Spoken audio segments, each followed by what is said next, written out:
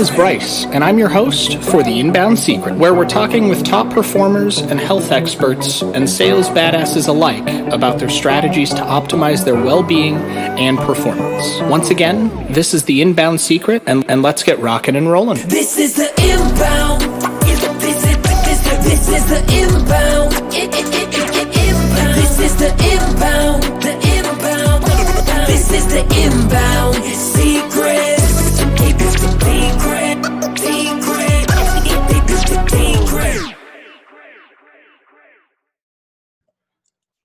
What's up, y'all? Bryce here with The Inbound Secret, and I've got my good friend Tracy Cousineau here, and we're just going to be doing a series of short, quick, informational value videos for you guys here during this COVID craziness. So I'm going to let Tracy go ahead and introduce herself and tell her about what you do. Yeah. Hi, everyone. So I am in Atlanta, Georgia, and own a few different businesses, co-partners in businesses. Our main business is real estate, and within the real estate firm that we have, we also have a call center. So just trying to maneuver new ways and go through this process in Corona land like everyone else. And we also own a clothing store. So that's been, we've had to shut down our brick and mortar now and learn to do online a lot better than we were doing before. So that's been a new thing to teach my daughter on making sure how many posts she's doing, the times that she's posting, where to boost them at, where not to boost them at. And just kind of engagement is huge. And then really staying on top of inviting everybody that goes and likes the photos and the boost post back to the page so that they'll continue to see stuff. So it's just been kind of, we've only gone through that day-to-day process, and when we clock in, clock out, especially at the boutique, we're done for the day. And it's helping her manage her time in that industry of, no, you're actually working. When your eyes open up until the time your eyes go down, because online is going to be how you're going to be able to make your brick and mortar payments and all that kind of stuff. And then just going in there, we're closed for 30 days. So just going in there in that industry and taking out all fall and winter stuff and totally just clearancing it down so that really you can just focus on your orders better be now for the summer. We skip spring. So inventory in the store needs to go directly to summer and merchandise so that when we open the doors back up, we're opening for summer. So that was huge. In the real estate business, we're trying to do business as usual. And so far we've done a great job at that. But now we're starting to have lending issues. So the lending issues are going to cause our business to struggle more than it probably should. Because again, we've been doing business as usual. We've just find other ways to do it. So we've gone virtually. So trying to do appointments virtually, staging virtually, and showing property virtually with open houses and tours and that kind of stuff. Making it really easy for the consumer. So that's been really, really not so much of a challenge, just thinking outside the box on what, your mindset always stays with. And I kind of have enjoyed being able to think outside the box even more than we already do, so that we know that we're going to climb through this part and come out at the end a lot stronger than we went in it, because we were able to look at different directions, find out where we needed to make changes at, and this forces us to do it instead of saying, oh, I don't have time to worry about that. It's fine the way it is. And now we're able to really look at everything and step back and go, there is a better way. When we thought we found a better way, there's actually a better way.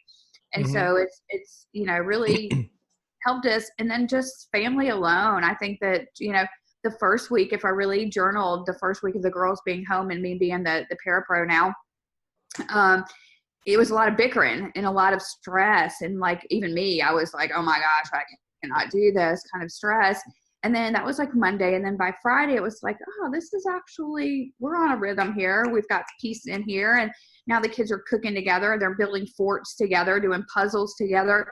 They're doing things before that they never had time to do because they were going in so many directions with extra, activities with friends and other stuff, or they just were too lazy. They didn't do it. And now they were kind of forced to spend more time together, and they're actually getting along a lot better, and have, their age gap is so different. And so they're 8 years apart, but to see them come together as siblings, it's been fun to watch.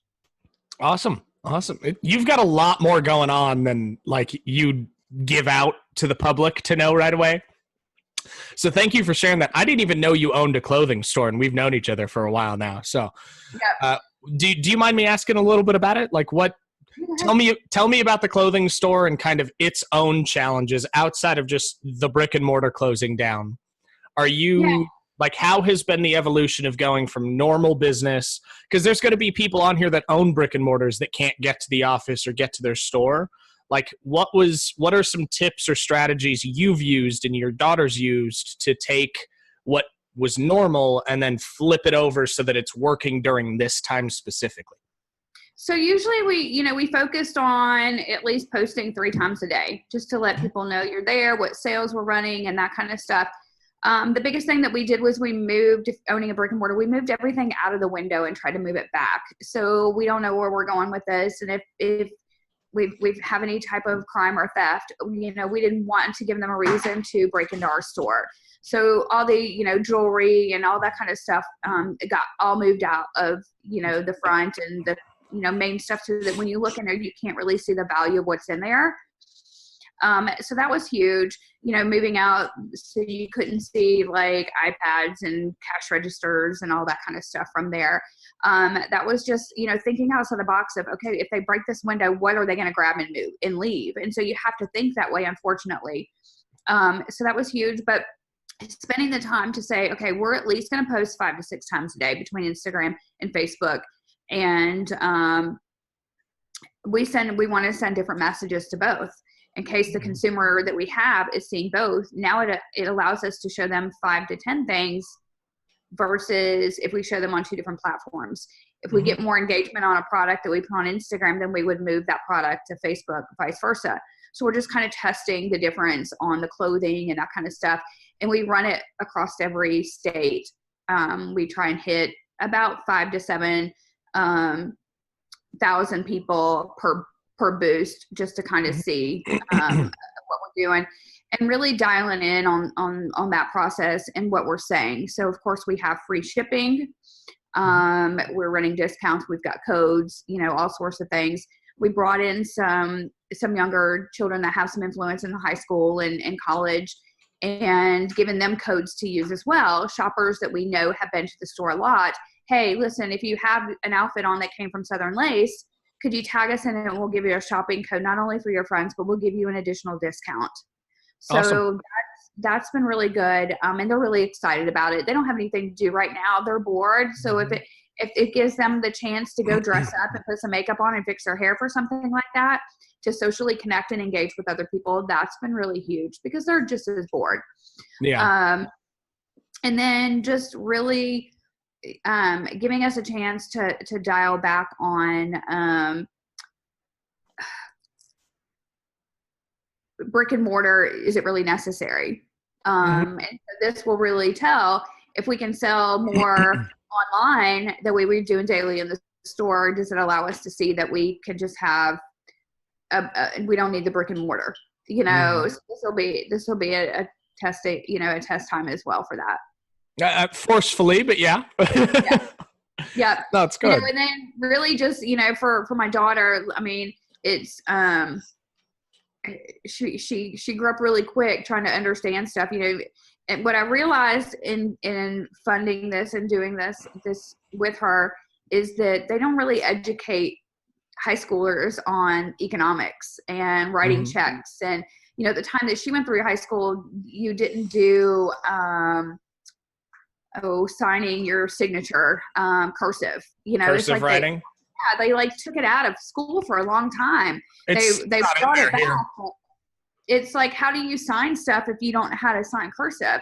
And so I remember having to teach her checkbooks and bank statements and all of that kind of stuff. So now we got to go through the whole process of how do you apply for a small business loan when you go through processes like that? What do you need? This is what they need, and this is all new stuff. This is foreign to 24, 25-year-olds that have never been through this. So this has all been a whole learning experience in that way to economically help her. Awesome. So as far as we've talked about your brick and mortar, your clothing line, now real estate, there's a ton of real estate agents out there. And it's always there's 3 different levels. There's people that are at your level or higher there's people that just started, and then there's people that are somewhere in the middle there that are usually struggling to figure out how to make adaptions work. Yeah. Being that you're like a real estate rock star, tell us about like what would be the top 3 things that you would tell any real estate agent to make it through this, and even possibly make it through this better than they would have done if they didn't have to go around with COVID. Yes. So I lived through the recession. I've been an agent for 21 years. So I already had the pain of going through the recession for many years. And coming out of the recession and developing the companies that we've developed, we've always had in our goal plan, would this survive a recession? What would we do if a recession hit again? Are we prepared? And what would we do? So we had half of it in place, which was easy to go, okay, emergency mode, or this mode, or this needs to go, this needs to go, this needs to go. Research is huge. And so what I've realized, we've been doing some Zoom calls and we've been talking to other agents around the country, and you have agents that have like, oh my gosh, the world is ending in freaking out mode. And I remember being during the recession, and that was like, that kept me in my low for like 3 or 4 years. And a lot of really bad things in my life happened during those times because I was so involved with all of the drama from it versus looking at the positivity of it and thinking, okay, well, there is a different way to do this. Or if I did it this way, or if I offered this, we have to remember that community is king. And I always say community over commission. And if I went into the recession as real estate being my niche, I came out realizing that real estate's my passion. And so if you passionately work on something and you passionately grow your business with really wholeheartedly your passion, you will survive anything. And so if you're doing, and this is a time that, do I really like, that people can think, do I really like my job, or am I just doing this? Is this something that I'm just going in and out of, or do I really want to continue to do this? And this is a time to decide that. You've got some quality time right now, that if you need to take other courses or you need to learn something else, now's the time, especially if you got laid off. Don't go back to doing something that you thought was just a job. Do something that you're passionately involved in. And that's what I learned during that recession is, you know what? I rock bottom, had a little over $100, single mom of 3 kids. And I still continued in real estate because what I realized it was real estate was my vehicle, but helping people was my passion. And so knowing that, I've made decisions along the way that would help if we got to something like this, and at least what we could do differently. And so that's where we're implementing. But really, anybody listening, if you haven't deferred payments on stuff, if you haven't deferred your cars or any credit cards or any banking that you're doing or accounts, depending on what they are, make those phone calls, because people are so willing right now to work as a community and work as a country to get everybody through this so that we all come back out stronger from it, instead of just like getting so deep depressed or stressed from it and just shutting down and building a wall. You really have to make those contacts and those calls and realize that it's not that you didn't cause this, your pride didn't cause this, and you just have to have the right conversations with the right people. And I think we did our cars, credit cards. Well, I paid off our credit cards, so we had no debt, so I didn't have to worry about any credit cards. But if we needed those, we had them. But deferring, house payment, I haven't done that yet. I need to, because we're just not there yet. So which is a thing to know. But our cars, deferring out what we could on those. And, no late payments, no penalties, nothing hits your credit. And then looking at, okay, well, I had this multitude of money by saving, by not having to make those monthly payments for the next 90 to 120 days. What can I take that money and use it towards? And being able to stay alive where you really need to stay alive at. But it's understanding, and especially in this business, is really staying in contact with your title company, with your closing attorney, and with your lenders to know and find the inside scoop on everything that's going on. And that's what we've done is we're having daily conversations with people that we're closely connected with. What did you hear? What do you know? What research did you have? Can you send me that link to this article? Can you do this? Can you do that? So that we're at the front of it and that we can prepare. So when we knew that non-conforming was going away for we were prepared to, so can we move them to a conforming loan? If we can't, can we go find them out? Can we call the seller to see if the buyer can lease us just to get through this? You know, where are we at with this? And just thinking of other directions to go so that everybody still gets to their goal. Awesome.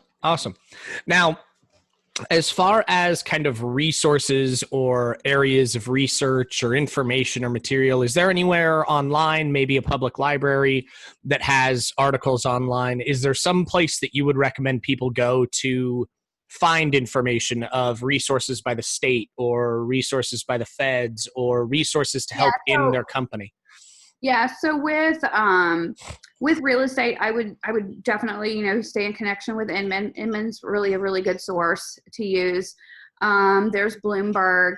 You know, Bloomberg is where I read an article about Quicken needing to get a loan, and if they couldn't get a loan, we don't know how much longer Quicken is going to be, you know, able to provide loans. And so it keeps you.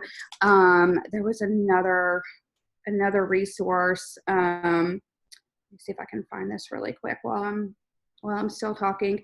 There's a mortgage one that's really good. Let me find this that you can register on for free, and it's been really helpful just to realize what's going around and the market in different states and what's going on with like Fannie Mae and stuff. So, because we want to keep up with those government loans that are coming through right now, most definitely right now. Conventional conforming loans, I think we really probably shouldn't have a problem with. Mm-hmm. With people with good credit scores. I think that it's the lower end, like the FHA loans and the 100% guaranteed like VA, that we need to be most concerned about, and making sure that we're watching the direction of those. Let me find this really quick.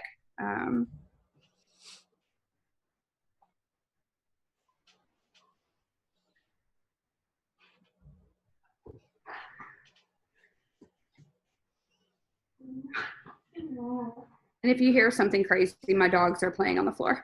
I was gonna say I saw a little floofer on one of the chairs back there in the background earlier. Oh yeah. Mm-hmm. So it's mbshighway.com. And like right now it says mortgage price and Fed unintended consequences. So I think they're going to just always be keeping up with a lot of stuff going in through mortgages and the Fed and stuff like that. So the Inman's really good for, but NAR, you know, your National Association of Realtors, they keep up with a lot of good stuff that they're working on as well. So Inman, NAR, Bloomberg, and then this NSB Highway is really good. Awesome. Well, before we wrap up here, we've got a few more seconds. Is there anything that you want to leave everybody with? Something that we haven't covered on the two companies, maybe somebody to call, a website to go to, social media things to do, anything you'd like to leave them with? Yeah, so we are doing a 2 to 3 times a week. We're doing a small business entrepreneur business online. We're bringing a lot of top people across the country and different resources to help small businesses with tips and tools to use during this. So any industry. And if you go to my Facebook page, you'll see the invitation so that you can start, so they can register. We're going to start a Facebook page just for it, so everybody can just go there instead of having to go to our personal pages. But we've got some really good speakers coming up this week. Roland Frazier is going to speak, and so is Michael Biernoff. And Michael is really good about your mindset, influence, persuasion, that kind of stuff. And Roland Frazier is just amazing, and he's just so top game that will be able to help you so many different things. So, yeah, so please go over there and join us for those free events. And then where can people contact you if they have questions? Out above and beyond the event, where they can go to your Facebook page to find that, to sign up to watch you and Roland and Michael and everybody else. If they wanted to know more about you, get in contact with you if they need help with real estate, or maybe they just want to network, where can they find you? Absolutely. So you can find me on Facebook. I've got a public figure page. It's called Tracy C Is Connect. And so connect with me there through direct messaging or just from the page. Or look, you can always text me or call me. And my number is 770-378-3161. Awesome. Well, anything else that you want to leave before I hit the stop record button for everybody here. No, I just want to tell everybody again, just stay safe. We'll all get through this together. This too shall pass, and we're all in this together. Right on. And remember, everybody, you were made to thrive, not just survive, and we'll see you on the next episode. This is the Inbound Secret. My name is Bryce, and I'm your host for The Inbound Secret, where we're talking with top performers and health experts and sales badasses alike about their strategies to optimize their well-being and performance. Once again, this is The Inbound Secret, and let's get rocking and rolling. This is the Inbound. This is the Inbound.